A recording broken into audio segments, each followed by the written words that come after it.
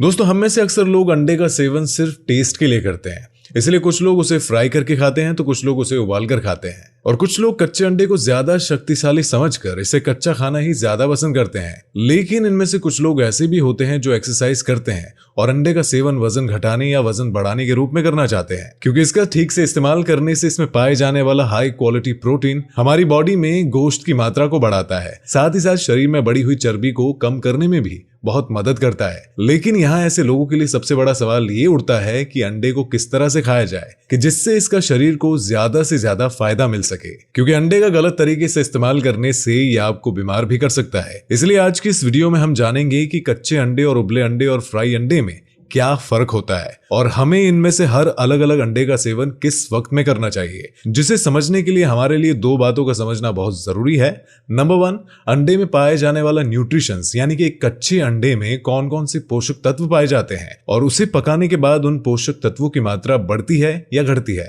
Number 2, अंडे का absorption, यानी कि कच्चे उबले और फ्राई अंडे को खाने के बाद इनमें कौन सा अंडा हमारे शरीर में अच्छी तरह से पच पाता है और कौन सा हमें नुकसान पहुंचा सकता है, क्योंकि कोई भी चीज चाहे वो जितनी भी अच्छी हो, लेकिन अगर वो शरीर में पच नहीं पाता तो उसका सही फायदा हमारे शरीर को कभी भी अच्छे से नहीं मिल पाता। तो शुरू करते हैं नंबर 1 से कि पोषक तत्वों के नजरिए से कच्चे अंडे में क्या क्या होता है और इसे पकाने के बाद उन पोषक तत्वों की मात्रा बढ़ती है या फिर घट जाती है। दोस्तों, अंडे में सबसे ज्यादा प्रोटीन और फैट की मात्रा होती है और अगर इसके पीले वाले हिस्से को निकाल दिया जाए तो इसमें सफेद वाले हिस्से में फैट फ्री, कोलेस्ट्रॉल फ्री और प्योर प्रोटीन मिलता है, क्योंकि दुनिया में कोई भी ऐसा फूड है ही नहीं जिसमें अंडे के सफेद हिस्से जैसा शुद्ध और हाई क्वालिटी प्रोटीन पाया जाता हो। और यही वजह है कि ज्यादातर बॉडी बिल्डर्स भी प्रोटीन की टारगेट को हिट करने के लिए अंडे का इस्तेमाल करते ही हैं। लेकिन यहाँ लोगों में ये भी गलतफहमी है कि कच्चा अंडा पके हुए अंडे के मुकाबले ज्यादा प्रोटीन प्रोवाइड करता है, लेकिन ऐसा सोचना बिल्कुल भी गलत है, क्योंकि एक अच्छे अंडे में 6 ग्राम प्रोटीन होता है, जो कि 4 ग्राम इसमें सफेद वाले हिस्से में है और 2 ग्राम इसके पीले वाले हिस्से में मौजूद होता है।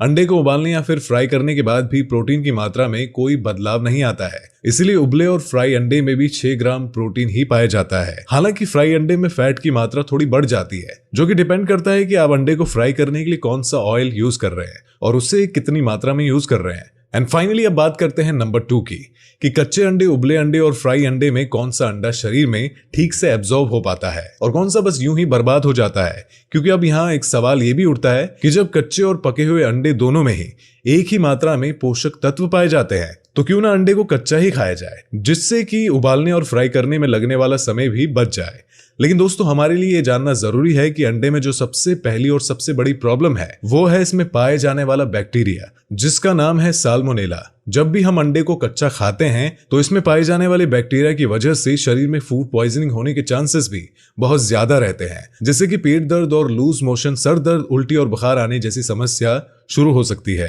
बूढ़े, बच्चे और प्रेग्नेंट महिलाओं में ये लक्षण और भी गंभीर रूप ले सकते हैं। हालांकि ऐसा सबके साथ नहीं होता, क्योंकि कुछ लोगों का इम्यून सिस्टम बहुत ही स्ट्रांग होता है, इसलिए उनका शरीर बैक्टीरिया को डिस्ट्रॉय कर देता है, जिससे व्यक्ति कच्चे अंडे के होने वाले साइड इफेक्ट से बच जाता है। लेकिन फिर भी हमारे यहाँ ये समझना जरूरी है कि कच्चे अंडे का सेवन हर किसी के लिए बिल्कुल भी सेफ नहीं है। और इतना ही नहीं, इसका दूसरा नुकसान ये भी है कि कच्चे अंडे में पाए जाने वाला प्रोटीन सिर्फ 50% ही हमारे शरीर में एब्जॉर्ब हो पाता है और बाकी यूं ही वेस्ट हो जाता है, जबकि अंडे को उबालकर या फिर फ्राई करके सेवन करने से इसमें पाए जाने वाला 90 से 95% प्रोटीन हमारे शरीर में पूरी तरह से एब्जॉर्ब हो जाता है और हाई टेम्परेचर पर पकाने की वजह से इसमें पाए जाने वाला साल्मोनेला बैक्टीरिया भी डिस्ट्रॉय हो जाता है। और कच्चा अंडा खाने का एक और नुकसान ये भी है कि ये शरीर में बायोटिन, यानी कि विटामिन बी कॉम्प्लेक्स को एब्जॉर्ब होने से रोकता है, जिससे इसके लगातार सेवन करते रहने से शरीर में धीरे धीरे बायोटिन की कमी होने लगती है और जिससे स्किन रैशेस, बालों का झड़ना और रातों को नींद ना आना जैसी प्रॉब्लम भी